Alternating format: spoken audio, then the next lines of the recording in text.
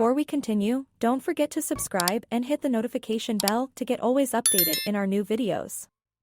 Also hit like, and now let's move on to our video.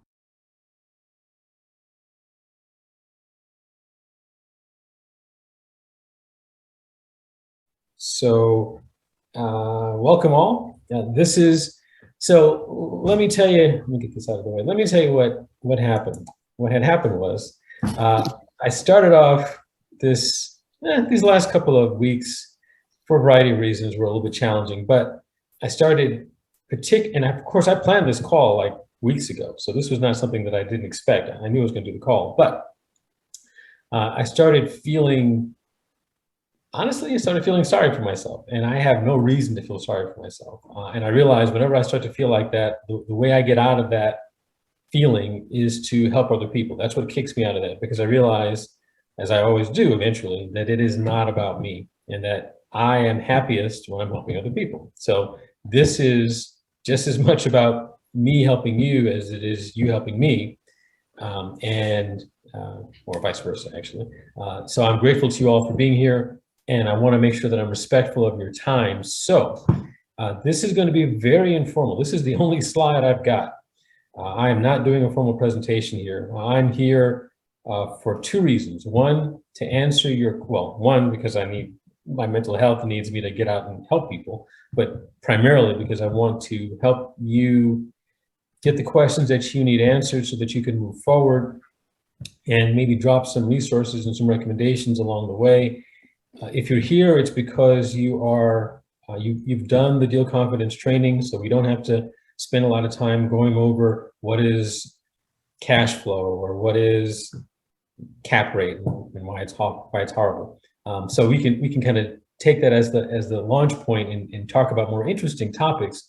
But this is really I'm here for you to answer your questions. So it's going to be open mic. If you have a question, go ahead and ask me. You know that I can't talk and look at the chat at the same time. So just go ahead and shout it out, and keep in mind that my opinion is just that, an opinion. There are other people here on the call. So if you have some thoughts about the answers to questions, feel free to chime in. Again, this is extremely informal, and it's really intended to be a valuable service for me and for you guys. And to the extent that it is, then we'll be cool. Someone's trying to beat me, so let me just make sure I'm going to take a peek at, at that. Can everybody hear me okay? Everybody's, yes. My internet's behaving properly? Yep. Yes. Okay, cool.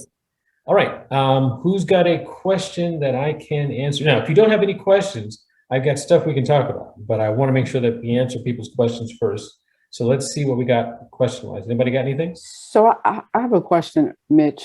Hey, it is real, I say random because I had the question somewhere, but I wasn't prepared to actually ask the question. So hopefully I'm presenting it correctly. So it's regarding NOI.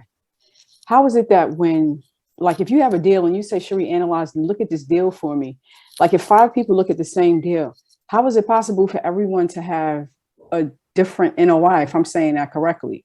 I do understand that that's the net operating income. Right. How is it possible? Because see, I would expect numbers to have to be exact, if you get what I'm saying. Yeah, but here's the thing, and you saw this when we did the training. The formula is what it is. Yes. It's a question of what do people feed that formula. Oh, okay. So if you feed it inaccurate income, then you're gonna have a different, or if you think that it's 900 and I think the rent's 800, then you can have a vastly different NOI than I do, because you're starting with a different income. If you didn't get the actual taxes and you used Deal Machine or PropStream or any of those other things, so that's how it gets different. And, and right, it is about precision, but that's why I spend so much time talking about that in the training, is that it's how you get the information, because if you put junk into the formulas, you're going to get junk right back out. Oh, okay, makes sense. That's how you get different analyses, and that's why. But here's the thing. The real world doesn't care about how correct you are. The real world's going to do its thing. So we're trying to get as close to reality as possible. And that's why I try to look at what the real world tells me. I don't care what Zillow says the taxes are. What are the actual taxes? Because when the time comes for the taxes to be paid, you can't go to the we can't go to the county and say, hey, Zillow said it was going to be $100 less. because they're going to say, I don't care. This is what the actual taxes are. So it's your fault for not getting the information from us in the first place. But here's what the taxes are. So reality always wins. And so the people who fool themselves into thinking that they're not going to have vacancy or they're not going to have management costs, those people ultimately get schooled by reality. But when it comes to a spreadsheet, we're all equal because time hasn't told which one of us is right. But yes, the reason why people get different numbers is because they make assumptions that other people didn't make, or they feed their formulas data that's not accurate, that's not useful. And time tells whether or not they made a massive mistake or not. And if they did, then they had to pay the price. And having said all of that, it's best to make as many assumptions as possible, right? It's best to make as few assumptions as possible. My goal is to try to assume, and I apologize, someone's trying to get in, I'm trying to get them the link.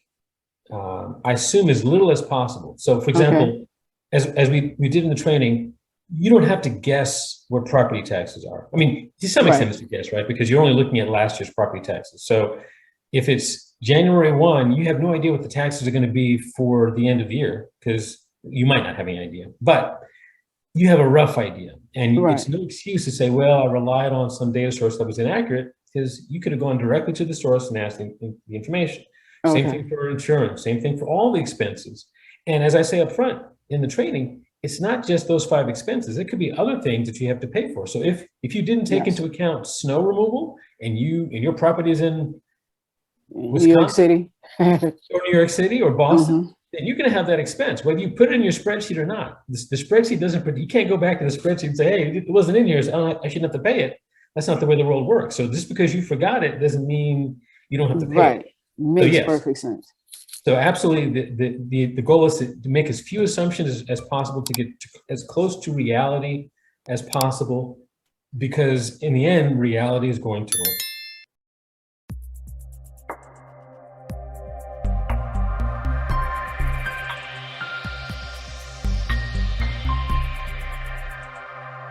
If you want to watch the full video of the Unstoppable Q&A, please check the link in the description below, then click the link.